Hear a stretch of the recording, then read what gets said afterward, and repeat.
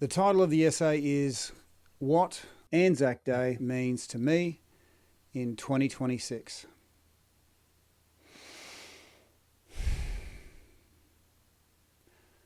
Lest we forget.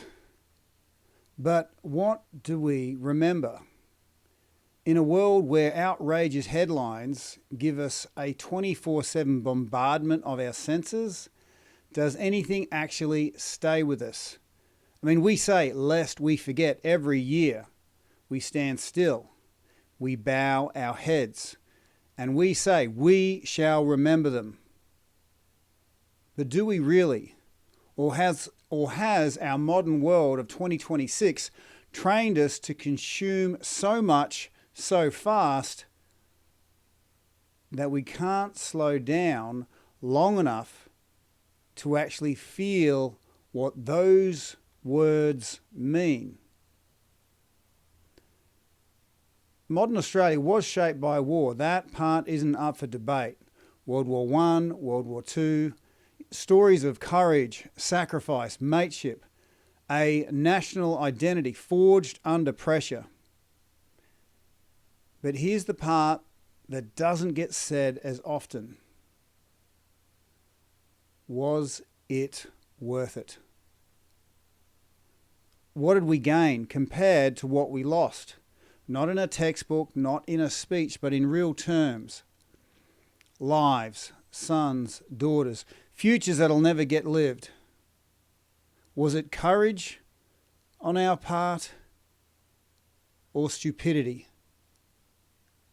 Was it a young Australia trying so hard to prove its worth on the international scale? That question sits there, uncomfortable, unanswered, and maybe it should. Because ANZAC Day isn't just about clean answers. It's about sitting in something real long enough to actually feel it. For me, those questions aren't theoretical. This is something I'm not just speaking about right now. It's something I've lived.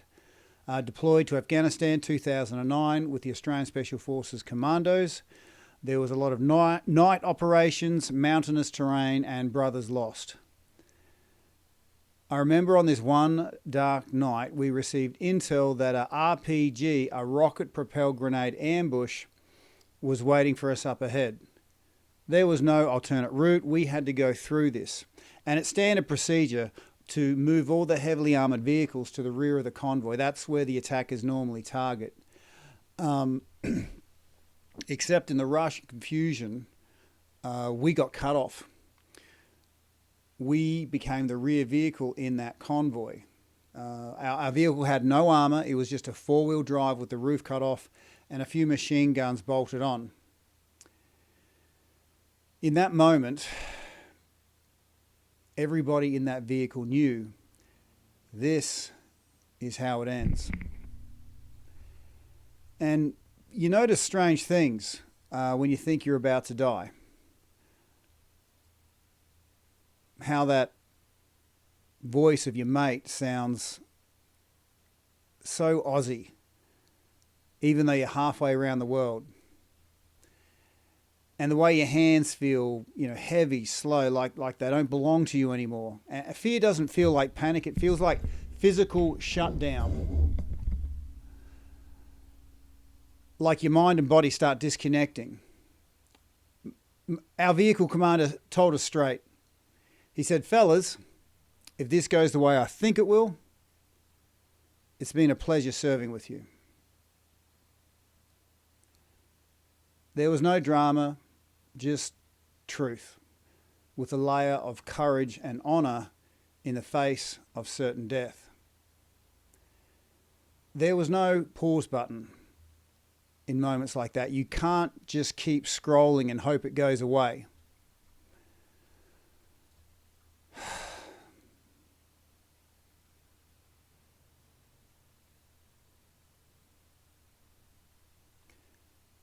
And it's a true story. At the time, I visualised my own ramp ceremony. A ramp ceremony is when the ramp of the airplane is lowered and the flag-covered coffins of the fallen are carried down the ramp of the airplane.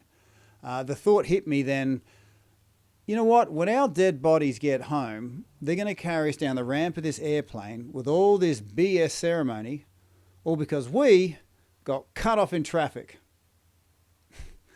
Now, dark humour is often used by soldiers in dark situations, but underneath all that, something else was happening. Fear was doing what it does, shutting everything down. And in that moment, I asked myself something.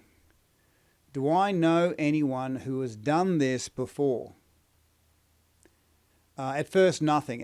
Nothing came to my mind. Australia seemed so far away. And the night somehow got darker and I began to feel very alone. Until something shifted. Not around me, but inside me. I stopped looking outwards and something inside of me answered. Tim, you know some men who on a night as dark as this faced impossible odds. The ANZACs, those Aussie blokes, ran up the beach into gunfire, outnumbered, outgunned, no advantage, no guarantee. And what did those ANZACs do? They kept moving forward. Nothing outside of them was strong enough to override what was inside of them. And for me in that moment, they weren't icons of history. They were right there with me in that moment, literally poking me in the chest saying, Tim, lest you forget. Lest you forget the power inside of you. Lest you forget the power of looking after your mates. And it was like the sun coming up at midnight. My whole body felt illuminated. And I realized something important in that moment. Those men were just men.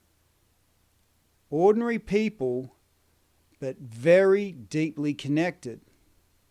Connected to each other, connected to something bigger, and connected to something inside themselves. No amount of chaos could take that away from them. I mean, honestly, do you think a news headline could have stopped an ANZAC going up that beach? Really take that in. Would a shocking story, a higher fuel price, a wave of public opinion have changed their decision in that moment? Or was what they were connected to stronger than anything outside of them? 100 years later, we've never had more information, more updates, more access to everything happening in this world. And yet, we've never felt more disconnected.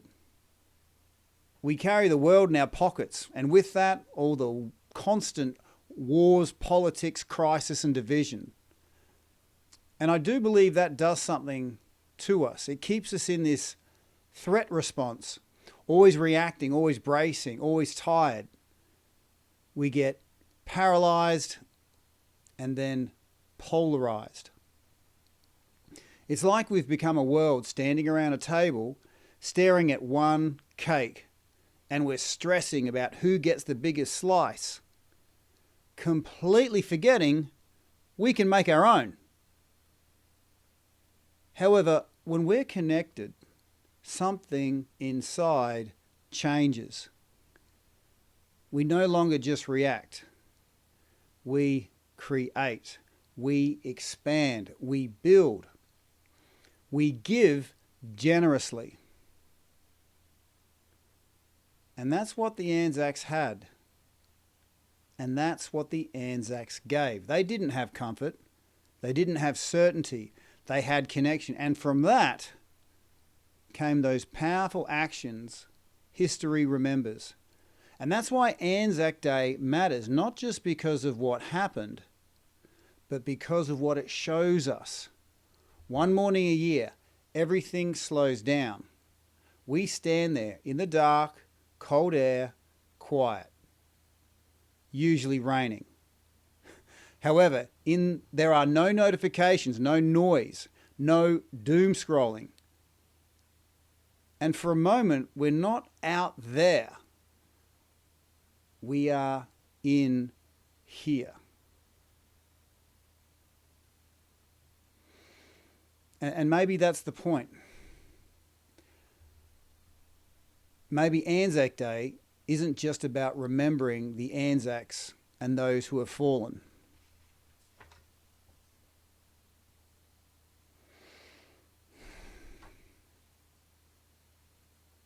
Maybe it's also about remembering who we really are. And I do feel confident that those who have fallen would want us to remember who we are as a nation and also who we are as humans. Because the Anzacs, right or wrong, they weren't waiting for the world to calm down. They didn't need perfect conditions.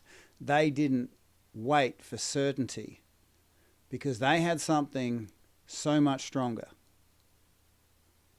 Connection. And maybe the real question is this.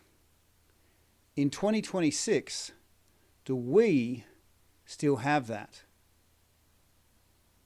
Lest we forget. Not just them, but ourselves.